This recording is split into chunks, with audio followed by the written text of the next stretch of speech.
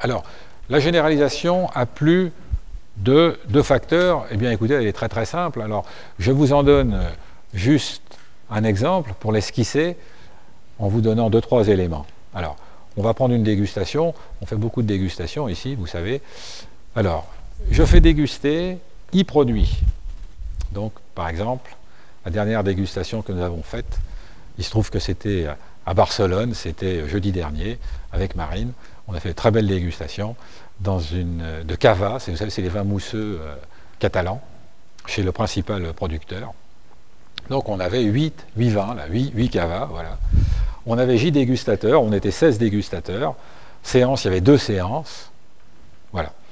Et puis, alors là, c'était pas le cas, mais imaginons qu'on ait qu'à répétition par produit, juge et par séance. C'est-à-dire, en fait, vous donnez à chacun 16 produits. En fait, il y a 2 fois le même, il ne le sait pas.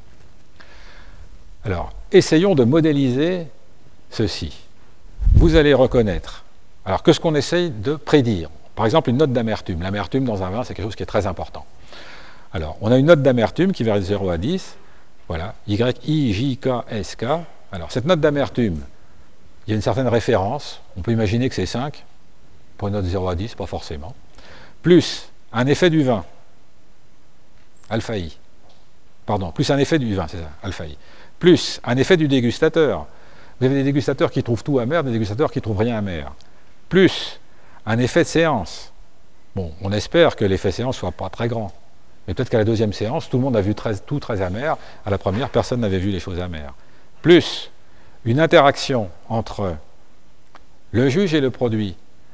Alors, on va la détailler celle-là un peu, puis on terminera par ça. Qu'est-ce que c'est qu'une interaction juge-produit? Je peux vous dire qu'il y a beaucoup de professionnels d'analyse sensorielle qui n'ont pas vraiment compris ce que c'était.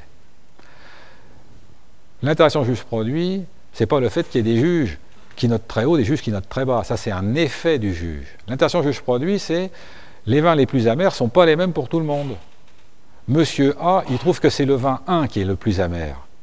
Monsieur B trouve que c'est le vin 2. C'est ça une interaction.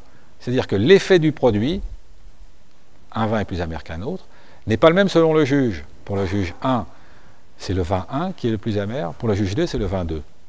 Donc notez bien cet exemple, parce que c'est un exemple très pratique. Et vous, quand vous avez à analyser des données, il faut absolument que vous vous référiez au cas d'école, comme on dit. C'est très précieux, les cas d'école. En disant, tiens, ben voilà, dans l'exemple de dégustation, qu'est-ce que c'était une interaction? Puis après, je transpose cette définition de l'interaction à mon cas. Donc ici, c'est l'effet d'un facteur, l'effet du vin, n'est pas le même selon le dégustateur. Ça, c'est une interaction. Et quand cette interaction est forte, on est un peu embêté pour notre jury. Parce que du coup, on ne peut plus vraiment conclure est-ce que le vin est amer ou pas. Bon, on va dire, ben, ça dépend des gens. Donc là, on est dans un mauvais cas. Alors, il reste à interpréter les 2 autres interactions. Et je vous laisse ce plaisir. Donc ainsi se termine ce cours sur l'analyse de variance. Bon appétit!